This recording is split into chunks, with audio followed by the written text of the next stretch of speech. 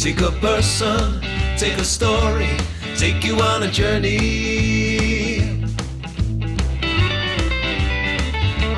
It's your take.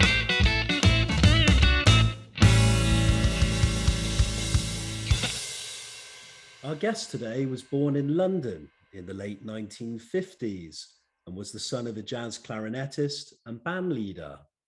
From the age of 12, he was performing in a Dixieland band before going on to work as a session drummer, recording and performing with many acclaimed musicians.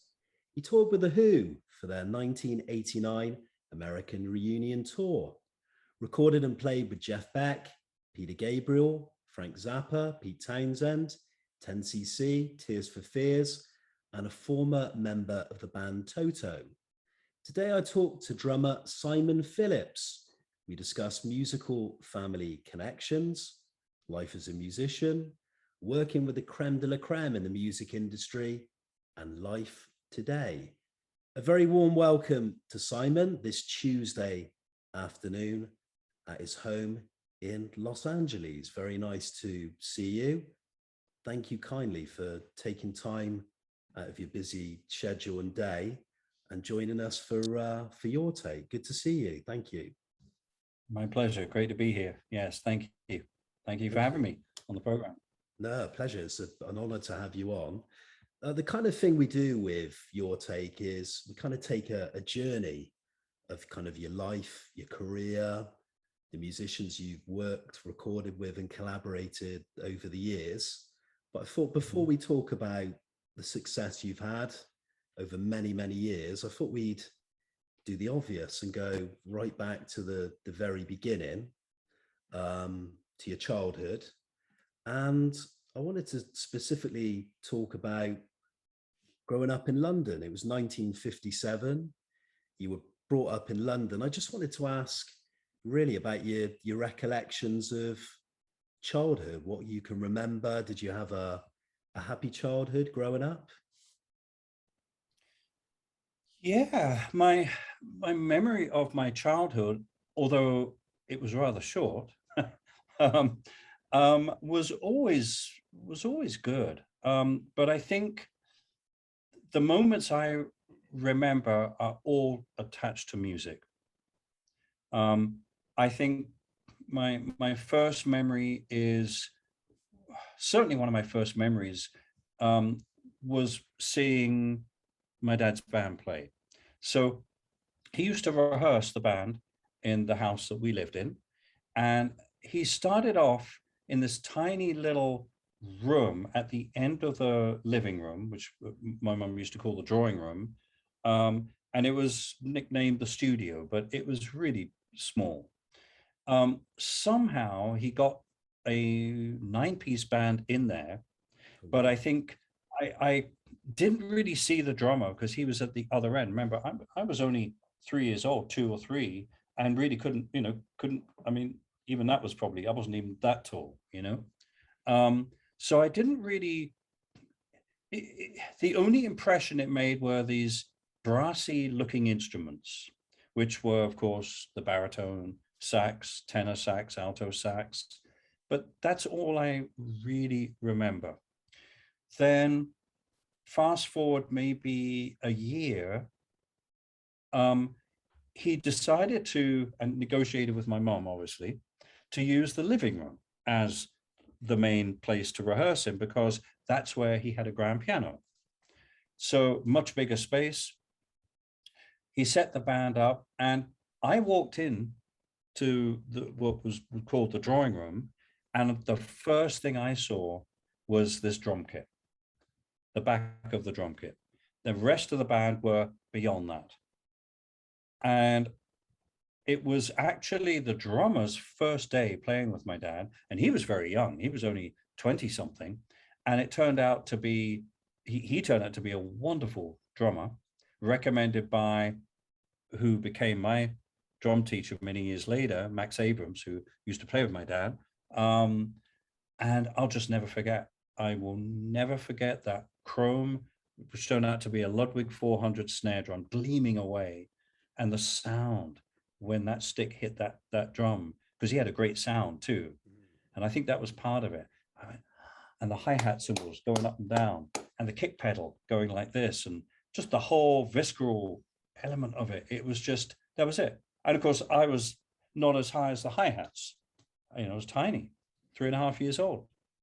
And I just sat and watched as they rehearsed. And then I was sent to bed at 8 o'clock in the evening, which kids in those days used to be sent to bed, And I remember playing, I could still hear the band just through the rafters of the joists of the house. And I remember playing on a book, hardback book. And the next morning I got up, rushed out and picked up some kindling and started hitting. We had 3 dustbins, metal dustbins, ding, ding, ding, ding, ding, like this. That was really my first memory. And then from then on, just regular memories of being a child growing up, I was going to say, already you've painted us a beautiful portrait of your first sights of discovering and hearing the drums, and obviously your dad. But I wanted to pick up on your dad, because he's obviously a key figure at an early stage in your life. To start with, he's musical. He had a successful music career in a jazz band and as a clarinettist. How close were you to your father? And would you say it was through hearing him play and through kind of, your relationship with him that you wanted to pursue a career in music, but more specifically as a drummer? Actually, the funny thing is, it was my mum that really pushed the musician thing. My dad did not want me to be a musician. He was born in 1907. So he was an old father. He was 49 when I was born. He had one of the first jazz bands in England in 1925 called the Melodians. So he experienced music life before the Second World War. He took a hiatus from music during the war because he was involved in, he was in the RAF. And then immediately after the war, went back to his, running his band. I think he'd seen pretty much everything in the music business, and he did not want me to be a musician. But my mom, on the other hand, really did. And she was an amateur musician. She played a bit of piano. She could only play an E flat. And during the war, she played a little bit of drums. So when after D-Day, and she was based in Antwerp in the army, and she would just sit in with whoever was in a cafe or a bar in those days. There was no musicians around unless you happened to have a musician who was in the army, And so she would sit in playing a little bit of drums. And she learned how to do music theory, copying, and she became my dad's copyist. She was the one that really pushed the musical thing, and I don't think either of them would have been able to have stopped my. I was on a journey. It was there. It was already sorted out.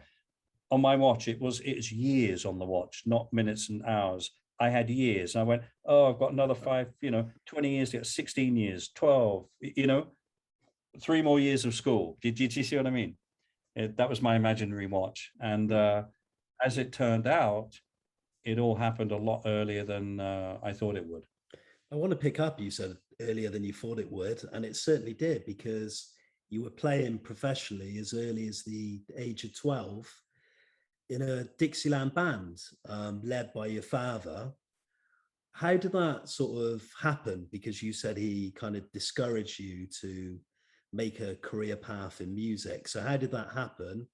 And I just wanted to ask about your experiences playing in that band for 4 years, the places you performed, and did you kind of make any recordings with the band?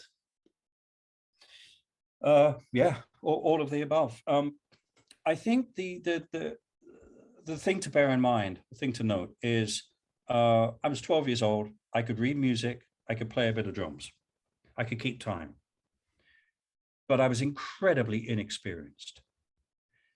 The only thing I had going for me was I knew his music backwards and I knew his style backwards. Now, 1969, there were not many drummers in London that could or even wanted to play more of a 1930s swing Dixieland style.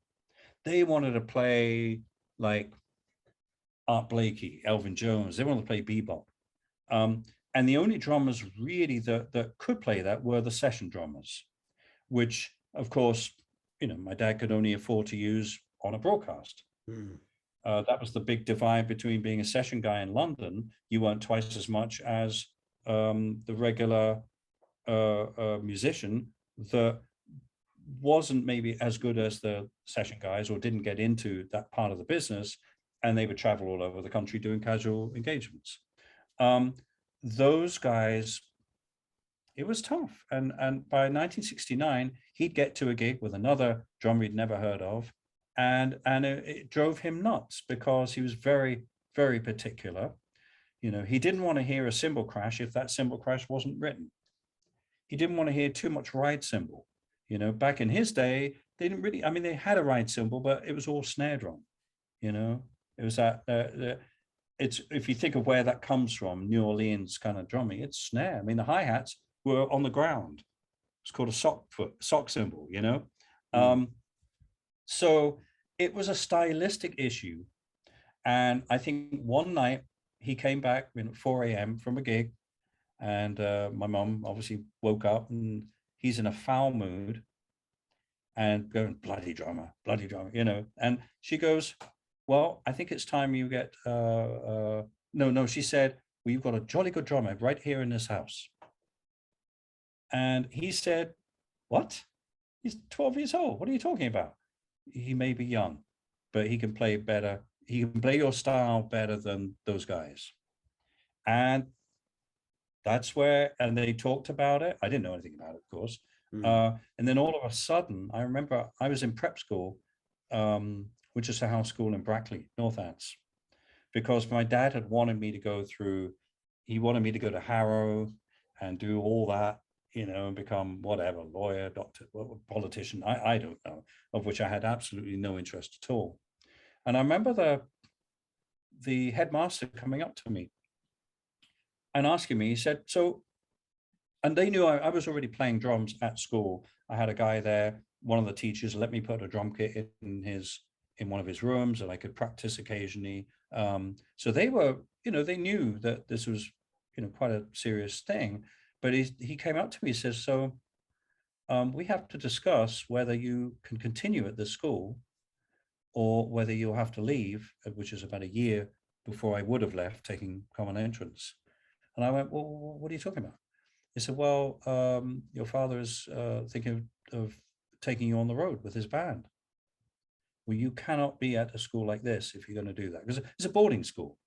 So they wouldn't be able to, it wouldn't work physically, And I said, oh, okay. Well, I know what I want to do. I want to join a band. And that happened to be my last term. I didn't know it was going to be my last term. And even when I said goodbye to everybody, I just expected to see them the next term, the what we used to call the Michaelmas term. Right. Okay. This is a fall term or autumn term. They have amazingly different words for everything. Went through that summer in beautiful summer of '69. I remember it well. Playing cricket and and then all of a sudden it was, well, you're not going back to school. We're going to have to find you another school. And I had to go to a local day school, which would have been the equivalent of a grammar school back then. And I had to take an exam, isolated exam, just me in a classroom. I missed pretty much every serious exam of my whole schooling career. Isn't that amazing? I missed the 11 plus because I was in private school. Sure, I missed the common entrance because I'd left. It was, and of course I never took any O levels. I took a couple of CSEs, but more for fun than serious because I wasn't really at school very much. And then all of a sudden, there I was in the band, and I remember the first gig very, very clearly. Um, and that was the start of this 4-year, what I call apprenticeship. Mm. And you know, I was incredibly lucky to have a father that you know, was prepared to take me on, was prepared to answer all the other musicians' questions. Why are we playing with a 12-year-old? Is he a member of the musicians union? Blah blah. You know, all this kind of stuff, which of course I wasn't. And he had to be very careful with educational, you know, all that side of things. But he was good at that kind of stuff. You know, he was quite the diplomat, and managed to get through any red tape, tutoring and anything like that. And I only lasted 2 terms at that particular school because it was socially a hell of a change. It was very difficult. And then he found another school where there was one particular teacher who was a big fan of dance music, big fan of my dad's music, and almost a professional dancer. He was actually the French teacher. And he smoothed the way with the rest of the teaching staff. So I was able to go to that school. I would get there, unless we were playing Sunday night, I would be there Monday morning or Monday afternoon, Tuesday, Wednesday, Thursday. And then I'd have to go looking at my watch. Excuse me, miss, I have to leave. We're playing Scunthorpe tonight or Sheffield. And they all knew about it. And they said, okay, make sure you get your homework done. Right, okay. And I'd fold up my stuff and say, hey guys, I'll see you Monday. And then I'd walk home, which was over a mile, because that's what we all used to do back then, and pack my drum kit up, put my suit on, bow tie, and then get in the car, and off we go to Scunthorpe or Sheffield or Leicester or wherever the hell it was, and stop at the Blue Boar on the way on the M1, eggs, chips, and sausages, you know, sausage, beans, and chips. Bump into people like Chuck Berry, who I did see at the Blue Boar once, Oh, wow. and all these other bands, Colosseum, Horselips, and going, wow, you know. And that was it. That was my 4-year apprenticeship. And during that 4-year, or during those 4 years, I then became slowly. I started doing recordings. I did a broadcast, and I do the records, and till the last 2 years at least, maybe, well, 71 was my first BBC broadcast. I was still 13 actually. And that was it. I was the only drummer playing in my dad's band. I wanted to lastly touching on your father and your relationship and your time with him working in the band. He died when you were very young. You were only 16 years old back in 1973. Can you recall kind of your feelings and thoughts when you received the news of his passing? And when you kind of look back now with hindsight, many years later, what are your kind of overall memories of him as a father figure, and kind of what you learned from him sort of taking you on at that sort of early age and giving you that opportunity? And obviously you made such a huge success, you know, throughout your career after on. It was kind of a great stepping stone, I guess, as you said. Yeah. The problem was a musical one. After about a year of playing in his band, and I was starting to develop as a teenager as well as a player, my musical tastes were spreading out. And I started listening to, with the help of people in the band who would bring me records. The piano player, one of the pianists, oh, I see a truck coming. One of the pianists, Dave Cullen, he gave me a Chick Corea album called Now He Sings, Now He Sobs. And that was the first time I'd heard Chick Corea. And Roy Haynes and Miroslav Vitius play on that record. I just recently got a copy of the vinyl too. You know, this was all new music. And I started getting into one of the first rock bands I got into was Chicago Transit Authority, which turned into Chicago, and Blood, Sweat and Tears, Colosseum, Yes, Jethro Tull. So I wanted to play a different kind of music. And at home, I was playing a different kind of music. And then somebody introduced me to Don Ellis and Stan Kenton. I no longer wanted to play in 4/4 or 3/4. I wanted to learn how to play in 7 and 15 and 30 and all this stuff. My dad hated all of this music. Absolutely hated it. Had no time for it at all. It was a shame because he was a really, I mean, incredible musician. Not only, I mean, probably, I mean, definitely the best, or certainly one of the best clarinetists in the world. He really was. I mean, I listen to him now, and I play him to other people that I know now who are, you know, well-established horn players, and they're going, wow, his tone. And his tone was really, him and Artie Shaw, they had a similar tone. Very different from Benny Goodman, Woody Herman, and a lot of other clarinetists that I've heard. But not only that, he was an incredible arranger. Everything was in his head. He didn't use a score. I used to go into his office and he'd have 9 or 10 separate charts out on his desk. And he'd pick up trumpet, B flat, write a couple of bars. Pick up alto, E flat, write a couple of bars. Piano, double staff, you know, and then the bass, and then the drums, crash, you know. I mean, it was amazing. It was all in his head. And only occasionally would he leave his office, go to the living room where the piano was, and he'd play a couple of voicings, and then he's back in the office. Most of the arrangements were done out of his head, which I think is staggering. I mean, but the one problem, he could not stand any music pretty much from the 50s onwards. It was, I mean, he didn't even really like Glenn Miller. It's strange. And I understand why, but as a musician, you've got to be open. You've got to be open to stuff. I mean, I think I've struggled with this too, as going through my career. Oh, there's this new music. And I think, oh, it's rubbish, you know? But then you have to kind of go, hang on a minute, that's not a very musical way of going about it. You know, yes, there's certain things which maybe not as good as others, maybe it's not as well played, but Sure. But you've got to be a little open to it and find out where you can extract influences from all these different types of music. You know, that got in the way of our relationship big time.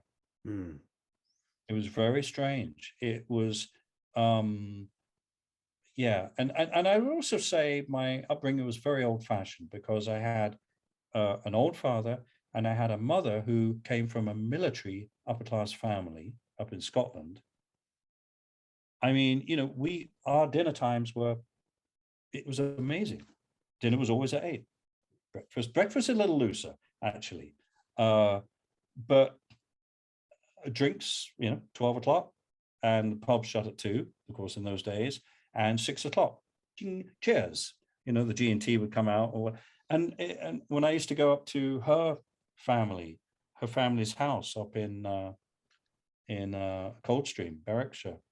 I mean, she still had a cook and a gong for meal times. It was like being in Downton Abbey, you know. My early days was not dissimilar in where it came from. Sure. You know, had to dress for drinks in the evening and dinner. Yet we weren't going out anywhere. Isn't that amazing? And her husband had his medals on, and you know, I had this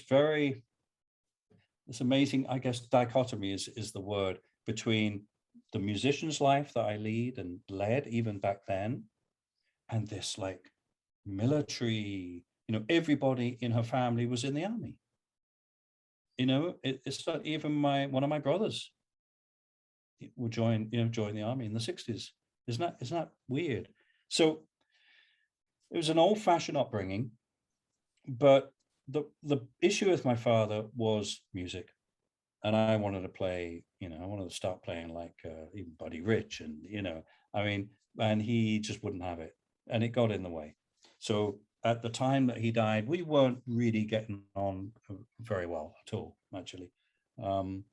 But life happens and life ends, and you learn a lot from it. With regard to the music, how do you progress from being a member of your father's band, being in various bands as a young person, and then basically going on to become a session musician, and then you're working with so many prolific artists like Jeff Beck, Peter Gabriel, Pete Townsend, and Frank Zappa in your early years. How did all that sort of come together, and where did you kind of get that kind of lucky break that you became the sort of go-to musician, the go-to session drummer? Well, first of all, I was around in a very lucky time, a time where in order to make music, you needed musicians. We didn't have sequencers. Most people couldn't afford a tape machine. It was much more, if you wanted to make a demo, that was the beginning of the session business ladder, as it were. You started off by doing demo sessions, and you'd go to Denmark Street. Orange had a studio. I can't remember the names of these other Denmark Street studios, I think.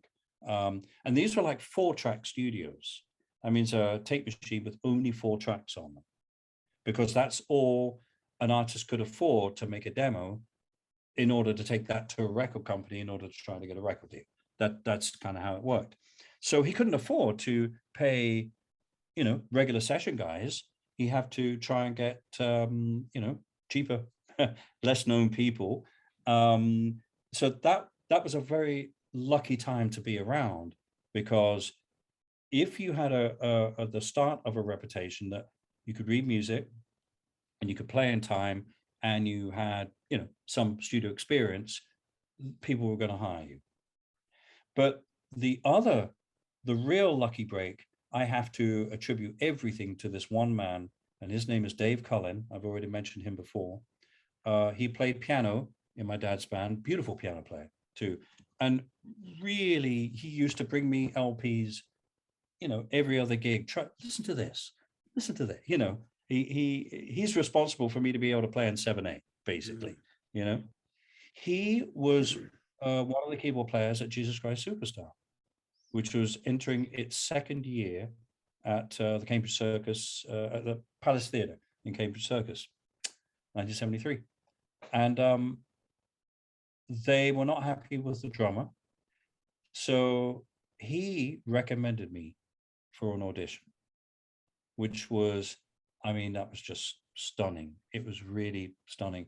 It was the day after my mum's 40th or 50th birthday. Oh, I have to figure out the math there. Anyway, one of them. She was terribly overhung, and she drove me in with my drum kit to the Palace Theatre, and I guess the other drummer had taken his drums out, and they put my drums, or I put my drums up, and I'd been sent the charts to study, and I did the audition, and it was, frightening. It was just like, wow, really? And I really dug the music too. So, and I wanted to play rock and roll, and they said, you've got the gig. So that was my lucky break. But prior to starting at Superstar, which was probably about maybe 2 months later, the drummer of the other show, Joseph and His Amazing Technicolor Dreamcoat, had a car accident. So the contractor for Superstar, obviously I'd been speaking to him and he knew that I was going to be doing the show. He calls me up at around, 1 o'clock or something. It was like lunchtime. It says, can you come in right away and fill in for so-and-so at Joseph and His Amazing Color Dreamcoat? And I went, yeah. So I grabbed a few things and, some drumsticks, because I knew I was going to use his drum kit, and got the tube all the way in from, I used to live in Bushy Heath, so that's the end of the Bakerloo line, Stam on, 2 stops or whatever, and walked and knocked on the door, and this guy opens the backstage door or whatever theater that was, and he's the conductor. And he's looking at me like, yeah.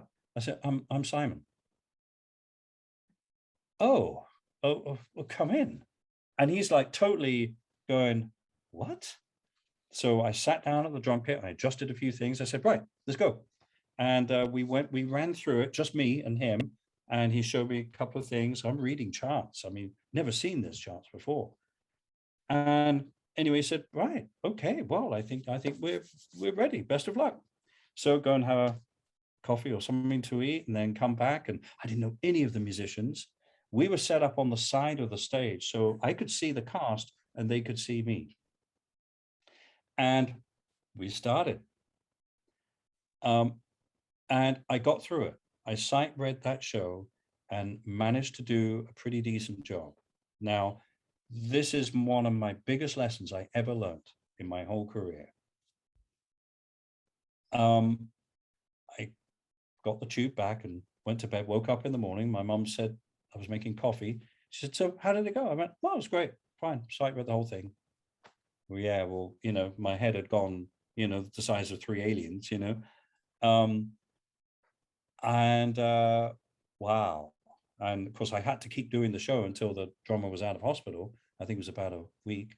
Turned up and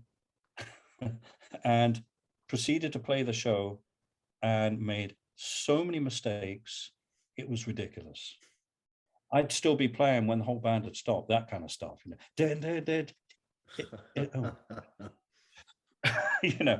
it was so funny because the cast, the first night, were looking over and going, who's this kid on drums? Wow, missing cues and shit. And then the second night they were going, it's the same kid as last night.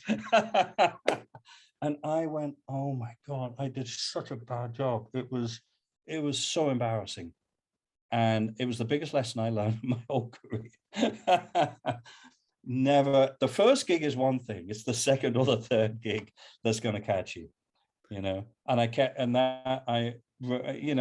still think of that today when we're out on tour, brand new tour, you've rehearsed and everything, and you get the first gig down and it goes really well, and you go, wow, that was really good. And you just cannot let your guard drop, or you cannot, you can't think, wow, I'm pretty cool. Wow, I played that whole set. Damn, no, you can't afford to do that. I wanted to move forward in time now, but to the 1980s, and I wanted to mention a key figure in your career, and you collaborated with this musician many times, and that's obviously Pete Townsend of The Who. But you were involved for many years with Pete throughout the decade, working on his solo albums like the excellent Empty Glass and The White City. You toured with The Who on their American reunion tour. And you're also involved in a super band that Pete set up again in the 1980s with Dave Gilmour on guitar called Depend. How did you first come in contact with Pete Townsend? And I kind of just wanted to ask you about your professional and personal relationship with him, and how much of a kind of mentor was he for you at that kind of period? So the first time I met Pete was in 1979 on the sessions for Empty Glass. I don't remember I don't think he had called me. I think someone else called me. Maybe Chris Thomas, the producer, might have called me, or it might have been somebody from Pete's office. I had just come back from a European tour with Jeff Beck and Stanley Clarke, and I was booked to do these sessions at Wessex Studios, and I turned up, my kit. I can't remember if I used to set up my kit in those days, or if I had someone there. I had my Ludwig Octopus, and I think it was the first time working with everybody. I'd never worked with Tony Butler before. I knew who Rabbit was, and I think we might have met, but I don't think we'd actually played together yet. And it was just the four of us, actually. I'd never worked with Chris Thomas before. I had worked with Bill Price, the engineer, because he was an engineer up at Air for many years. So I was kind of, it was all very new to me.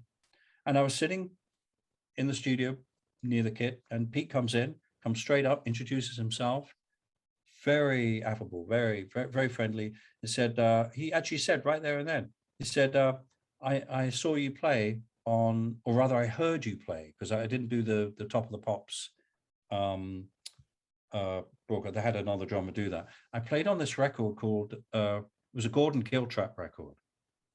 And he had a hit called Heart Song. I think it was Heart Song. And that's where he heard me play, and he said, I want to get that drummer for this session. So that's how it started, and I will always remember playing that first song, Gonna Get You, and just thinking, wow, these songs they're just great songs. And he played great. He was right there in front of me. Tony Butler was right there, and we played the whole thing live. I don't remember how many takes we did, but not many. It was, 1, 2, 3 takes maybe. And then we're on to the next song, and I just went, wow, what an experience this is. Just songs that I always say about Pete's songs, I don't play them, they play themselves. That's how they are. There's no like, we have a nickname, songwriter bars. In other words, bars which are totally useless and don't need to be in the song at all, awkward transitions, none of that. It's just beautiful. It just plays beautifully. And also just, but what fun too. I mean, great sense of humor. And I absolutely love those sessions. And, from then on, we had a really great professional relationship. It was wonderful. How did you find making that transition from working on the solo projects of Pete, which are very different from the kind of the Who sound, which I guess is more rock orientated? What was it like to kind of, go on tour with the band? And also, did you feel like a huge expectancy, with regard to obviously Keith Moon's kind of legacy as a drummer for them? Did you kind of feel a little bit nervous kind of filling those shoes as well? Well, it's so funny. I didn't follow Keith Moon. Kenny Jones followed Keith Moon. Sure. Kenny was in the band for quite a long time. And I kind of get a little bit, wow, don't forget Kenny. And, it's very, very important what he did for the band and how he made that transition, I've never, it's funny, I guess, and maybe it's just years of doing sessions. I've been asked to play this music.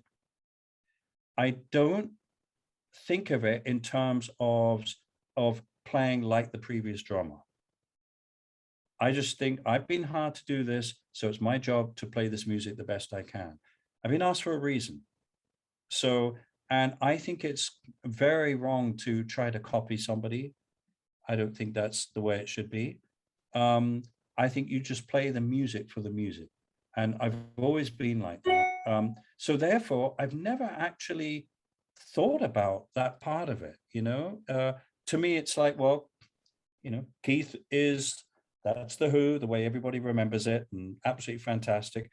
Then there was the second period with Kenny, and they made a few albums. Actually, the first album that Kenny did, Bill Simsig produced, I seem to remember. Great, I think that's the one with You Better You Bet on. Absolutely lovely, loved what he played, And then I'm not really in the band, but performing with the band. I'm just going to play the best I can and play these songs the best way I can. I didn't even think about the comparison until we started playing shows, and there's all these fans which you're going to see for every single show in the first 2 rows of a stadium gig, which is probably about 200 people, And I go, oh shit, I didn't even think about that side of it. These guys, have been there watching the Who since 60 something Mm. and watching Keith Moon. And now who's this guy up there, And I think that's also one of the reasons Pete wanted to have a big band. He didn't want it to be just a 5-piece, 4 people on stage and maybe Rabbit on stage as well. Sometimes he was, sometimes he wasn't, as far as I remember. Anyway, I think he wanted to kind of maybe disguise that fact a little bit and make it, for him, a lot more interesting by adding some backing singers, by adding a brass section, another guitar player, and a percussionist. So I think it presented the Who in a very different light. So I never really think I'm too busy trying to play the music, I wanted to kind of a nice point to kind of move on. I wanted to ask you kind of a technical question. How would you kind of describe your drumming style and your technique?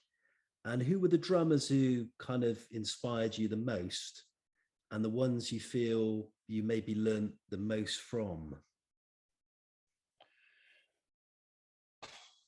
In terms of learning the most from, I learned probably from every single drummer I listened to, as well as all the famous drummers that we all know about. It's all the people that played with my dad as session musicians, and probably who nobody knows. Alf Bigden. I'm trying to. There's some names there. I know I should know. Andy White. I mean, these are all drummers that most people would never have heard of. But I used to sit behind them at every session before I was playing the sessions and watch how they played. And I learned more from them, really, as well as, of course, going to see Buddy Rich and listening to him, and Louis Bellson, of course. I'm actually was able to sit behind Louis Bellson's drum kit at the Talk of the Town once, because one of the trumpet players used to play with my dad, and his name was Bobby Harrison, and his son is Gavin Harrison, who's now a very famous, well-known drummer, plays with King Crimson, and a lovely, amazing drummer and lovely man too. His father, Bobby, took me along to see Pearl Bailey with Louis Bellson, and Louis, I met him, he introduced me, and first thing Louis asked for was from one of the stagehands, "Could I get a chair, please?" And he plunked that chair right beside his hi-hat, right next to his music stand. And I got to watch, one of the world's premier drummers from, 3 feet away. And I learned so much that night. It was incredible. But of course, you've got all my idols, of course, as coming out of the jazz world into the more fusion world. There's Billy Cobham, huge influence on me. Steve Gadd, of course, Lenny White. I mean, oh, come on, brain. See his face. Played with Jimi Hendrix in the Band of Gypsies. Oh, Mitch Mitchell. Was that? Oh, Mitch too. But the Band of Gypsies was Billy Cox and Buddy Miles.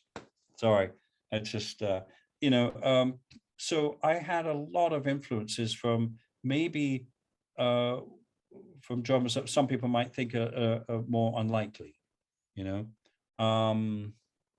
Bill Bruford, of course, Alan White, John Heisman. I mean, there's so many players. Harvey Mason. It's just that everybody becomes. You can learn from everyone, and not only drummers. Keyboard players, horn players. It's I mean that's the thing about it is when you're young, it's very black and white. It's like, oh, Buddy Rich is the best drummer. Oh, I don't like that guy. And it might be because of the way he looks or his setup, or his sound. And then as you get older and more appreciative, you ease up a little bit and chill a little bit and go, actually, no, he's actually really good, Danny Seraphine.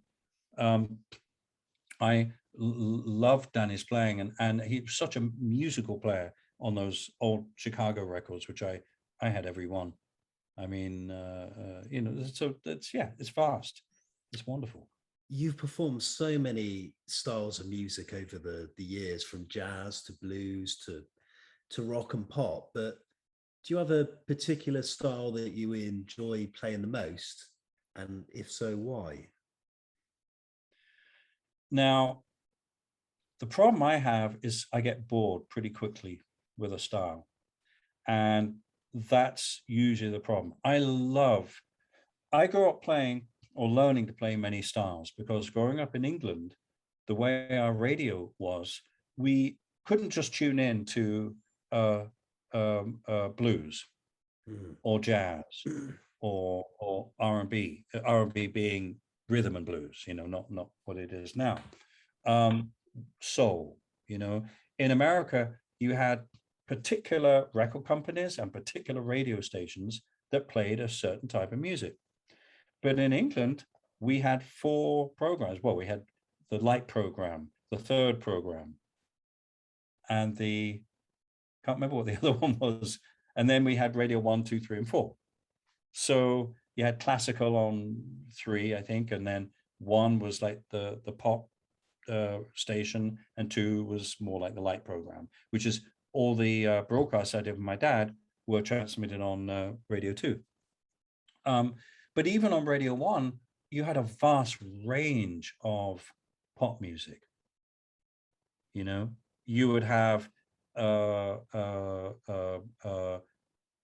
Diana Ross and the Supremes, followed by Status Quo.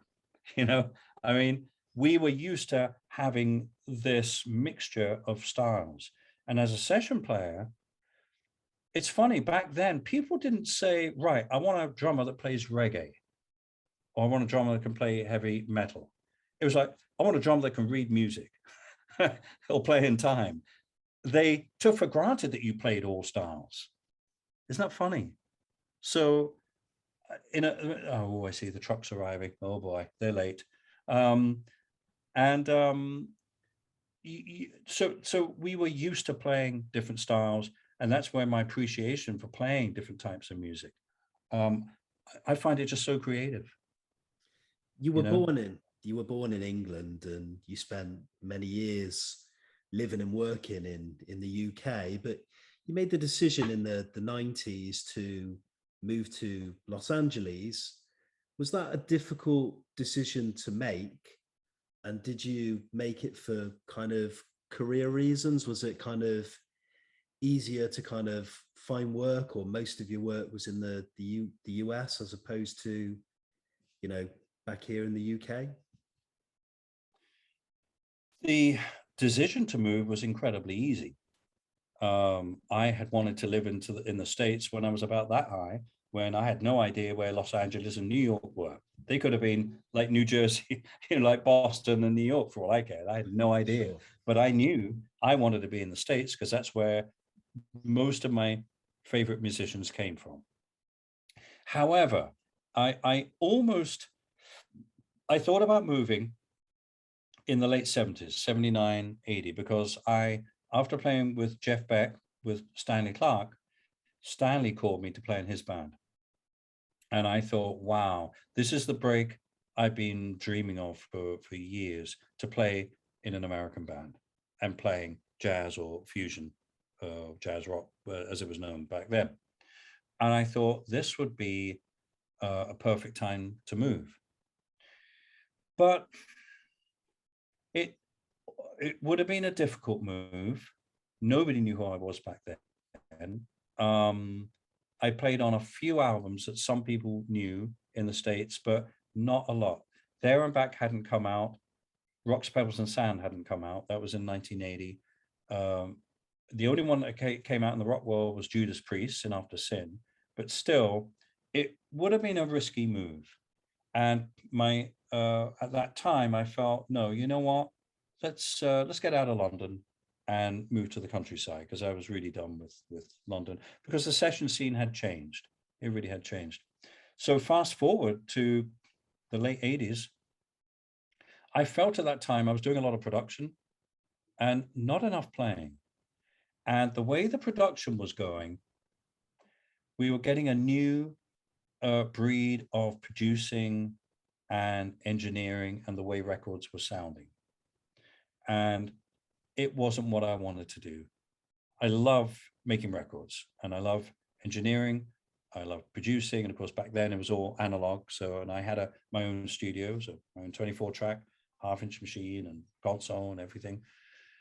But it was the music being recorded back then. It was starting to get, I don't know, I was losing interest and I needed a new challenge. So I made that decision. The decision was easy. The practical side of it was extremely difficult because most people that move, especially if they're known, and that's the problem. If you're known, they're going to stop you at immigration. What are you doing here? You know, if you're unknown, you can go in kind of under the radar. But most people are either in a band that are signed to an American label or assigned to an American publishing company. Well, they pave the way for you in terms of work permits, because you can only work for one person in a work permit. I had none of that. I had to do it all myself. I knew a couple of lawyers that I'd worked with in the past because of all my trips to the States, and told them what I wanted to do. And there was a lot of backwards and forward, calls going backwards and forwards, going, I'm not sure how we're going to be able to do this because you're not affiliated with a record company, you're not an artist, you're a musician, you're a freelance musician. And then the irrigation lawyer, immigration lawyer, subtle difference.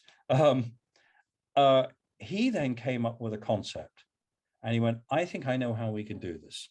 And then the other lawyers, my music biz lawyers, we formed a corporation, and then it was just a question of time. And eventually it worked, and that was it.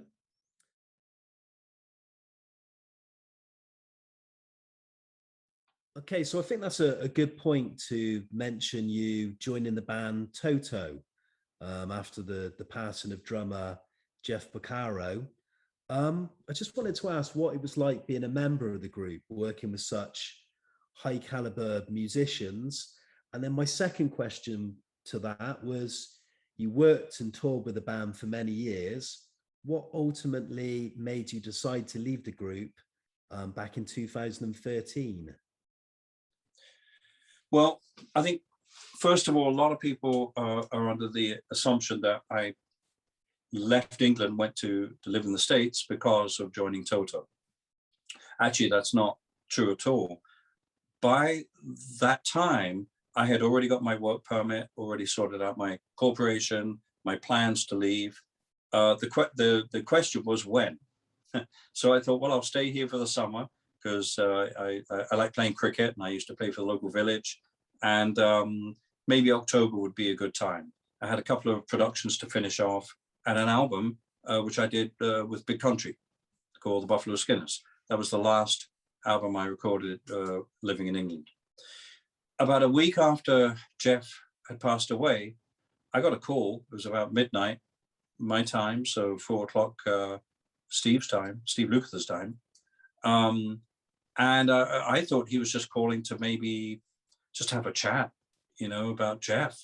No, he came straight out. He said, look, I'm here at my management office with the rest of the band, and we've got this 42-day tour booked. We've got a new album coming out. Said, we'd like you to come play.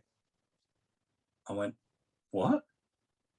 I mean, it was really like, that was, for obvious reasons, the last band I ever would have thought of playing with, because, Jeff's been there since the beginning.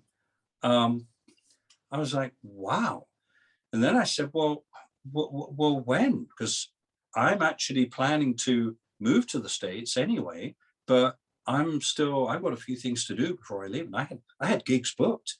I was playing with Jack Bruce at the time too. We were doing some shows, and he said, our first gig is so-and-so, whatever date that was.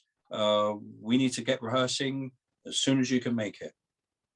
I went, well, look, I'm not going to be able to get over there until probably the end of August. I need to figure out, I've got to cancel a whole load of stuff. So give me some time. He said, all right, Bob, but don't take too long. You know, that's Luke, you know, so let's do it. Come on, can you do it? Right, let's do it. We're in, you know. I couldn't give him that kind of answer. I then, wow, I mean, it really took me by surprise, really did. I wasn't even aware really what they had been doing the last few years, funnily enough. I really didn't. I'd been working a lot in the States, and most of their work back then was in Europe. So I guess I wasn't really familiar with the type of shows they were playing or where they were playing. I phoned everybody that I had work booked with, and I said, look, something's come up and I won't be able to make this gig, this tour, this record. I said, I've been asked to play in Toto. And, you know, the amazing thing was everybody but one person was ever so gracious. And they said, I'm really disappointed, but I think that's fantastic. Go, and you have my blessing. Go and, you know, play with the band. There was one, and I don't even remember who it is. I just remember this one person going, you know, being put out, that the fact that, you know, I wouldn't be able to do his gig because I'm going to be playing on a Toto. Anyway, that was it. I spoke to Luke a couple of days later and I said, okay, I'm in, but I cannot make it until the 1st of September. And he goes, that gives us 3 weeks to rehearse. I said, so, and of course, remember, they had never rehearsed with a different drummer, ever. So it was a daunting prospect. And they had no idea. I mean, they all knew who I was. David Page had seen me play with The Who. I played with Luke before, but still, you know, but it was a very severe time, let's say, you know. That was the beginning. We did our rehearsals. We played the first song, which was Hydra. Luke said, after we finished, he said, I think this is going to work. And it was absolutely fantastic. I remember playing with them. Beautiful, beautiful players. Time was so great, so on. And it was just, wow, what a treat, you know. Within about 2 or 3 weeks of gigs, I remember Mike Porcaro at the end, I think it was Hamburg, actually, coming up to me and going, feel like joining the band? And I went, you know, I've made a move to the States. I've been doing sessions my whole life. I've been in a few bands, but maybe this is now the time. And what a band to join, because, you know, it would be great. And at the end of that tour, that's exactly what happened. They officially asked me to join the band, and that was it. Yeah. You obviously had an incredible time working with such a prolific and successful band as they are. What ultimately made you decide to leave? Was it just a case of you've been doing it so long and you just fancied a change, or did you just kind of want to work on kind of new solo projects, or what was your kind of gut feeling? Well, I think one of the main reasons, again, I love making records. I love playing new music. I love engineering, as you can see, and I love producing. The way that the music business went was recording kind of just fell by the wayside. The recording business, really, I should say. But it never stopped me making records because, frankly, that's all I can do. You know, I mean, apart from playing, my main, if anybody asked me my profession, I would say, well, I'm a musician, but I'm a record maker, because I love the whole process, you know, even down to designing the camera ready. We used to call it camera ready artwork. Wow, don't know why that came in. You know, I love the whole process, and we were doing so much touring. I bought, you know, I got a studio in Sherman Oaks, and I had to run that studio, and I needed to be around. And it was stopping me to be able to develop the studio and do that kind of work. Also, the band had changed. Mike Porcaro was no longer able to play. He had Lou Gehrig's disease. David Page was no longer able to come out on the road. He had various health issues. It was not the band that I joined. And I just felt it had ran its course and I wasn't enjoying it anymore. So I just felt, I think the best thing to do is to bow out now. So, and that's what I did. I left, and that year, I remember all these amazing other projects came up that I was finally able to do. And that's how life has been ever since. I wanted to ask one final question before we move on to the last list of quickfire questions to kind of find out things you like and things you don't like, which we ask every guest. Oh, yes. With your take. I always enjoy the answer to these. But my final question for you is, you've obviously seen immense changes in the music business during your tenure, your time within it, mainly led by technological change. But which changes have you embraced the most? Which changes have you not been so keen on? And lastly, what would you be advice maybe for anyone watching this interview or listening back to it who wants to seek a career now in the music industry? What would your advice be in today's sort of climate? All right, let's go to then the more technical thing, the parts of the business that I've embraced. I will have to say that's all going to be related to the recording part of my business. So in terms of the engineering side, I've been very lucky to grow up playing and recording music when it was still mono. And now a lot of people might go, huh? You're not that old. I have to remind people that when I recorded with my dad, the Radio 2 was still transmitting in mono. All of our broadcasts from 71, 72 were mostly in mono. They started doing stereo recording and transmission in around, I believe, even as late as 1973. So I was used to full track tape machines. And I wasn't engineering back then, but my mom had 2 Revox tape recorders. And that's where I learned how to record. That's kind of the whole start of this, really. Putting 2 mics up, 2 totally different mics that I just happened to find in the house to record drums in stereo, which I did in the 60s when I was a kid. I loved it. I used to play around with the tape machines, bounce from one to the other. I designed a patch bay which relied on toggle switches instead of cables. And it worked. It was amazing. I don't know how it worked because I have no electrical engineering education at all. As soon as the resistor was introduced to my life, I went, huh? Oh no, I can't. That was too brainiac for me. But the mechanical part of electronics, it was getting a piece of wire here, stripping it and soldering it. I love all that stuff, and designing studios. I've wired up I think I did my 5th studio this year, actually.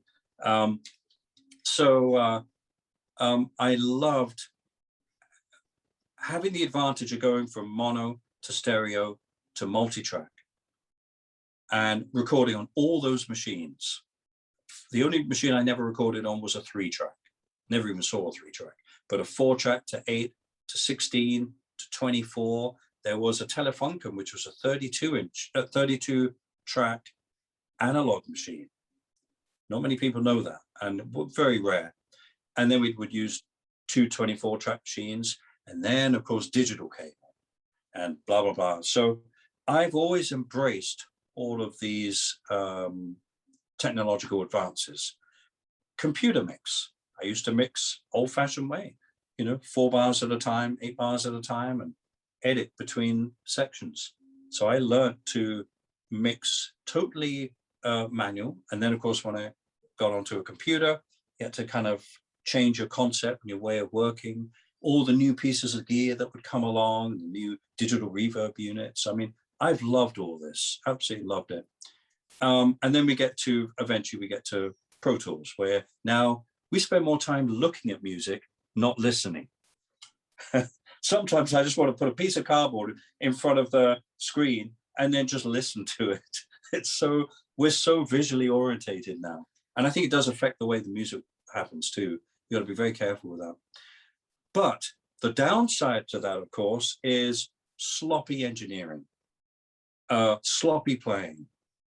And most of the mixes I get, I spend 3 hours fixing it before I can even start mixing. And that's your downside of it. But otherwise, I've embraced all forms of technology moving forward in the recording world. In terms of touring, playing, traveling nowadays, especially in the States, is not like it used to be, sadly. It's a pain in the ass, we used to play a gig and we'd finish and then come off stage and that was it. And then maybe as you left the venue to go to your car or bus or whatever, there'll be a couple of fans there and you sign a couple of autographs. Now, the autograph session is almost more important than the gig itself. And I still can't get used to it. I'm sorry.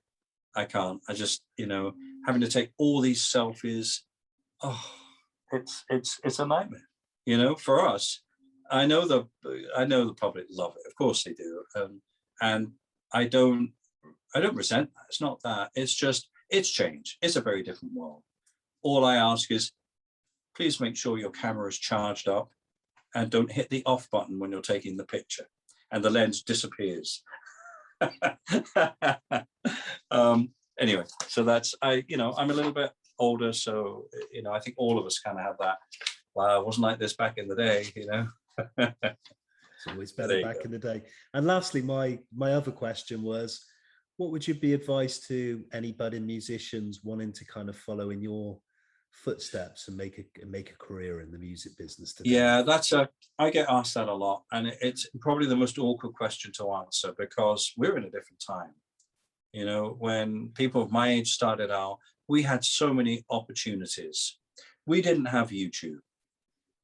We did play in our bedrooms or our homes, but we'd probably go to the garage, and especially in the States, it was a little bit more different than it was in England. Nowadays that is so difficult, and it's a YouTube generation. And I've heard one of the sad things for me is I used to do drum clinics in the 80s and 90s, and I would get sometimes 1,000 people, sometimes 1,500, especially in Germany. In New York, I'd get like 1,200 people. I mean, it was like a concert, not a drum clinic. And then as the 2000s, this fell to like 800, 500, 200. And I've heard things like, well, why should I bother going to a drum clinic to hear one drummer when I could sit at home with a few beers and a few packets of chips and watch 100 drummers on YouTube? And I go, wow, that's interesting. No vibe, no sound, real sound, no visceral feeling, it's so weird. So I think it's a very difficult thing to advise from a business point of view. Like, how are you going to get established? One thing I would say though is, like we did back then, is learn to play lots of different styles of music. Learn to listen to lots of different styles, even if you don't particularly like it, because especially as a drummer, you're going to pull more from all those resources to put into the project that you're doing, a band that you're playing in. Because maybe the songwriter of that band goes, you know what, I don't want just a regular beat for this. I want something different. And yet, if you've listened to one type of music, you only really know one beat. It's going to have a downbeat and a backbeat. And if you listen to other types of music where it's not that, you might be able to go, I saw this Bulgarian folk band playing, And they were doing this really weird kind of thing. How about this? And the guitarist might go, that's great. That's what I want, you know? I've used it so many times on sessions, pulling resources from listening to different types of music, different beats, the soca rhythm, for example, you know, which is, we're talking about Barbados. Yeah, that rhythm is present everywhere in the world, from Arabia, you know, the Middle East, to Eastern Europe, even Africa. I mean, it's an incredible rhythm that seems to be in every bit of music you hear, especially in pop music now. It's all over, dance music. Isn't that amazing? So keep an open attitude to music, because at the end of the day, you're still listening mostly to Western music. There's an awful lot of other music out there you probably never even heard of, you know, Bulgarian folk music, Indian music. I mean, North Indian music, South Indian music, Iranian music. I mean, you know, then you get your Far East, Chinese, Japanese. I mean, it's all beautiful, you know. We come on to that moment. Always enjoy this, Simon Phillips. These are just quick fire questions, so no need to think too much about the answers, and we'll quickly go for these. Here we go. I always enjoy listening to the answers for these. We've had some interesting ones. What's your favorite pastime first? My favorite pastime is motor racing. Okay, so motor racing. Second one, what's your favorite film and why? Oh gosh, this is really hard. I did actually write some stuff down, and I don't see this one. Did you ask me that one before? I did, yeah. It was on the You list. did. Why can't I find it? Okay. The problem with movies is I can only watch a movie kind of once, and then I have to have a long break. Some people can watch movies over and over again. But I've got to say 2001: A Space Odyssey. You've picked one of my favorite films, so I'm very happy with your choice. I'm a huge Kubrick fan, so a fascinating film to see, incredible on the big screen. We move on to literature. Who's your favorite novelist? That's difficult, because I actually prefer nowadays, I prefer to read mainly autobiographies, actually. And I'm also a huge World War II, I wouldn't say buff, but very interested. I'm reading a book right now. Malcolm Gladwell, I think, is the writer. It's called The Bomber Mafia. And it covers the whole scenario of the European bombing campaign, the Japanese bombing campaign, and, you know, all the mistakes that were made, and, you know, all that stuff. I do find that, always have done, find it fascinating. I used to be a big Jeffrey Deaver fan, actually. Love his criminal books, you know, The Bone Collector and everything. But I would say I'm not an avid reader. Time is my problem. If I'm on the road, I probably read a bit more. There's more time to waste. Kill. If you could have had a different profession outside of music, what would it be? Oh, definitely motor racing. I don't think I would have been any good at it, but I did try it for a little bit, but I would have loved to have been a racer. Yeah. Next one, who has been your greatest inspiration in life? I think because you put in life at the end of that sentence, that changed exactly who that would be. And I have to say, my mother. Next one, newspapers. Do you read a newspaper in the States? And if so, which one? I have a subscription to the Washington Post, but funnily enough, I tend to read BBC News more. Okay. I just like the pictures, and I don't know. Move on to food now. What's your favorite food? Oh, I have many favorites. I wonder if did I write something down? Let's see, did I? Okay, guacamole. I make it 3 times a week, And there's many other foods I absolutely love, but guacamole has got to be my staple. Yeah. Who would you say is your favorite cultural icon? That's really different, a bit difficult. Cultural. Einstein. Okay. Would he be called a cultural icon? Yeah, we'll accept that one. I think that's a good Yeah. choice, and a significant Yeah. one. I think in terms of the era, what he represented, what he had to deal with, I think really stunning, you know. And you can say this one. What is your favorite curse word and why? Fuck. It is the best word ever invented. It's just, four weddings and a funeral. The first thing that comes out of, oh God, names. Who's the actor? Hugh Grant. Hugh Grant's mouth as he wakes up and looks at and I've done this so many times. You look at the clock and go, fuck. It's just, it needs no explanation. It's wonderful. Love it. What's your favorite place or holiday destination? Ooh. I have to say, here, my home. I traveled, or used to, before COVID, travel so much. When I come home from a tour, and this is one of the issues I've had actually through my life, is I don't want to go away. You know, I mean, it's lovely. I love traveling, but I do it as a profession. I've been stuck here now for a year and a half, as we all have, you know, and I'm loving it. This, I think, is going to be a hard question to ask you because you've probably got so many choices. But if you had to pick one, who's your favorite music artist and what is your all-time favorite album?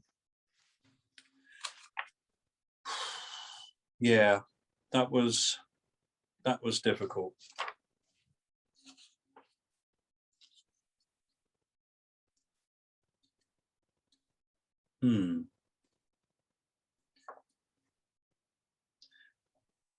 You know, Pete Townsend.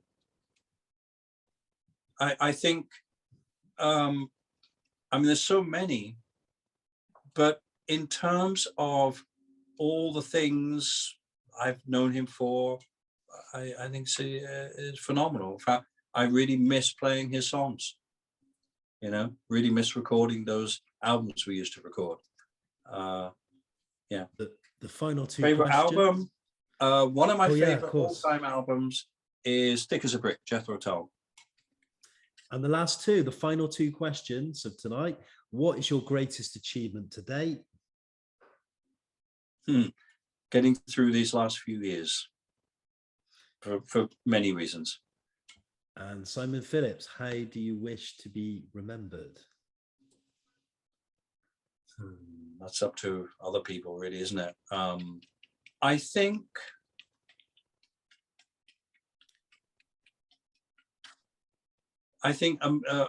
a musical drama. I think that's, to me, more important than, you know, blazing speed or blazing bass drums or that kind of stuff.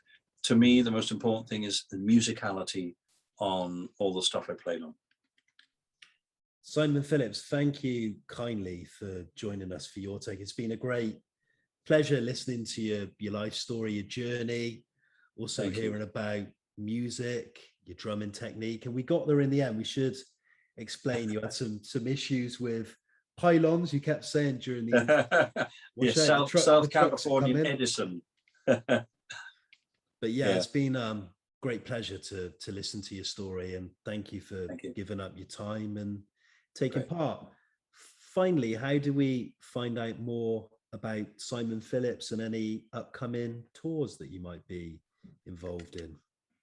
I've just completed recording Protocol 5. I haven't mixed it yet. I'm actually, I can't do anything right now because I've got no power, but I'm in the middle of mixing Derek Sherinian's new album. And as soon as that's done, I'm going to move on to mixing Protocol 5. That is going to come out next year. So the last year or so, we've been keeping quite low key on social media because there's really, obviously, there hasn't been much going on. But I expect it to ramp up towards the end of the year, beginning of next year, and have a new web page designed. I think that's the thing, is go and check out the website when it becomes new again, and we'll have all the information on social media. Lastly, my final thing was, you mentioned Pete Townsend as a great inspiration and somebody you very much enjoyed working with. I'd love to see a reunion of Deep End. I kind of feel it's almost something that needs to kind of get back again. So would you kindly pass on that we'd love to see a Deep End reunion and bringing those great musicians back into the frame sort of 30, 40 years later? I think that would be great. Yeah, I think so too. Yeah, be lovely. But yeah, thanks for your time. And I wish you all the very best with everything musical and Thank you. in your life, your personal life as well. Thank you. Thanks very much. Wonderful. Good to talk to you.